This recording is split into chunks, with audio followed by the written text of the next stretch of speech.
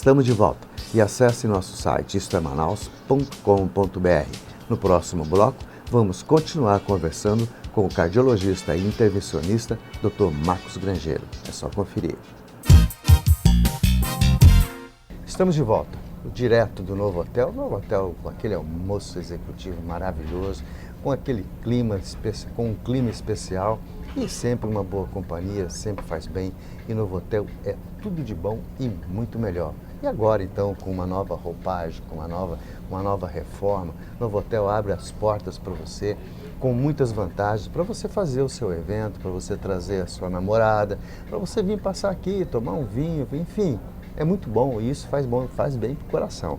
Porque hoje a gente tem a honra e o prazer de estar com o Dr. Marcos Grangeiro, cardiologista e intervencionista, que tem o seu consultório na rua Tapajós 685, telefone 21 23 0300. Doutor, eu queria voltar, eu fiz esse intervalo para a gente falar mais um pouco sobre os infartos. Infarto agudo do miocárdio, como eu dizia, é a questão trágica da doença coronariana.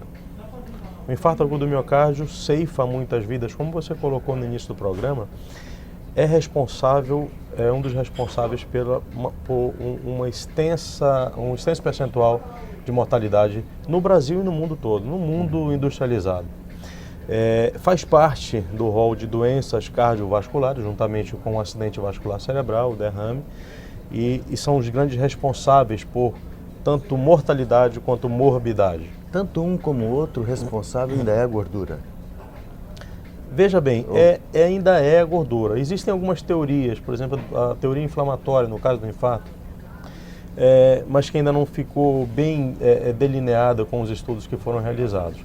Mas a gordura na artéria coronária sim, sim o grande responsável por essa obstrução.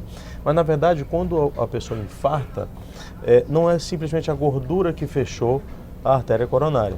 Quando a pessoa infarta, houve a quebra de uma placa dessa de gordura e isso produz uma cascata de eventos e culmina com a oclusão da artéria. Essa oclusão que ocorre sobre esta placa é uma oclusão de um trombo, de um coágulo. É isso que produz a obstrução aguda da artéria. E essa obstrução aguda produz, no final das contas, uma redução do fluxo sanguíneo para o músculo e o músculo sofre. Isso daí é que se chama infarto agudo do miocárdio. Isso é chamado infarto agudo do miocárdio. Tá vendo, gente, como é bom, o que é bom como a gente traz uma pessoa desse quilate para informar, porque na minha cabeça, e eu tenho certeza que na sua também, era só a gordura, o grande vilão, que você vai ter um infarto aí, ou pode até ir a óbito, porque a placa de gordura, a gente ouve falar isso demais, placa de gordura parou, entupiu a veia e o cara morreu. Então não é só isso, tem mais coisas. E os tratamentos, doutor? O que existe hoje? O que pode ser feito? Também o que a gente não deve fazer para que se tenha esses coágulos e essas coisas? Bem, o que não deve fazer é a prevenção. E desde que o mundo é mundo, atividade física e alimentação saudável são os principais fatores preventivos em relação ao infarto.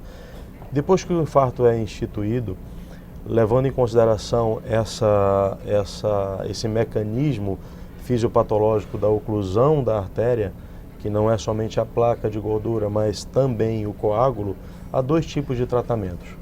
E esses dois tipos de tratamento têm sido colocados lado a lado, têm sido pareados em diversos estudos, buscando saber qual que é a melhor. Bem, o primeiro tratamento é o que a gente chama de trombolítico, é a trombólise, é a recanalização através de um medicamento da artéria. Esse medicamento ele faria uma redução desse coágulo.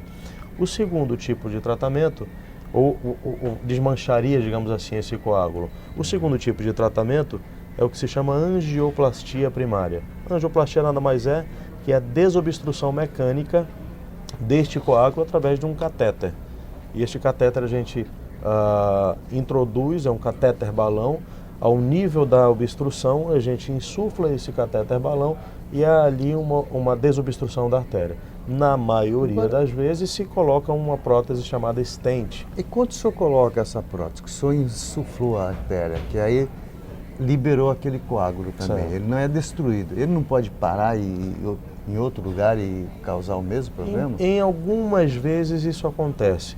Quando a carga de trombo é muito grande, isso acontece também.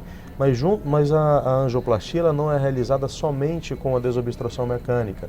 Mesmo porque a gente, quando utiliza esse material dentro da artéria coronária, é um material possivelmente trombogênico também. E por conta disso, a gente utiliza medicamentos associados ao procedimento, como a heparina endovenosa, como em algumas vezes outros medicamentos mais específicos para reduzir essa carga de trombo. Mas na maioria das vezes, simplesmente a desobstrução mecânica, a gente amassa esse trombo na parede da artéria e aprisiona ele com o stent.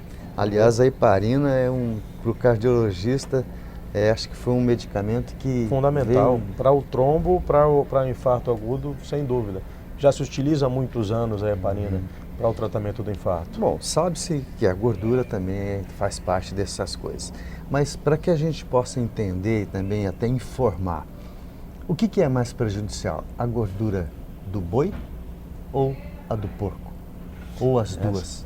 Veja bem, acho que as duas são gorduras saturadas. A alimentação, tanto a gordura do boi quanto a gordura do porco, tem um índice de gordura saturada muito grande. E é essa gordura saturada que é prejudicial. Eu falei pensando nos nossos avós, porque a minha avó banha pegava o porco, cozinhava com a banha de porco. Cozinhava com a banha, fritava. O nosso arroz era feito na banha de porco, o feijão também. Entendeu? Dizem, inclusive, alguns desse ramo da nutrologia, têm dito e têm propagado que essa gordura ela é mais saudável do que muitos óleos que a gente utiliza hoje. Eu até, em algum grau, concordo com eles. Por causa da industrialização, né? Por conta exatamente da industrialização. Porque os óleos que a gente utiliza hoje para fritura têm um grau tanto de saturação quanto de conservantes, acidulantes, alguns itens da indústria química que são prejudiciais tanto quanto a gordura. E agora ainda tem mais um, né? Que são os óleos transgênicos. Exatamente. Nossa soja é muito transgênica. Pois é. Isso é que eu preciso também fazer um programa que eu estou devendo para eles, para falar sobre esses produtos transgênicos. Bom, nós já falamos de atividade física, nós já falamos dos tratamentos indicados e existe uma coisa assim, um start que o cara começou a sentir, pô, tem que procurar um cardiologista. Qual o primeiro sinal que ele tem? Ou tem que ser isso uma rotina? Isso tem que ser uma rotina. Porque se você tem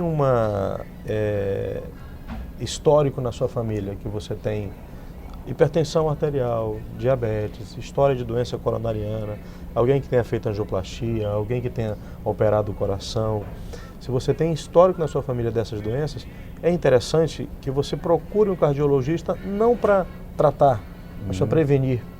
O cardiologista vai te orientar em relação à atividade física ou mesmo que superficialmente na questão alimentar, mas principalmente realizar exames que são necessários para prevenir antes que aconteça. Entendeu? E tem idade para isso, doutor? O ideal eu tenho visto no meu consultório pessoas cada vez mais novas acometidas de hipertensão, de diabetes, com síndrome metabólica que envolve, além destes dois que eu comentei, uma dislipidemia, uma alteração no nível do colesterol, uma alteração no nível de triglicerídeos. E esses pacientes são candidatos à doença cardiovascular. E quando a gente dosa alguns níveis no sangue, a gente percebe que eles realmente estão, eu vou usar uma palavra aqui que está muito em voga, estão inflamados. Esses pacientes eles têm uma síndrome metabólica e estão na fila.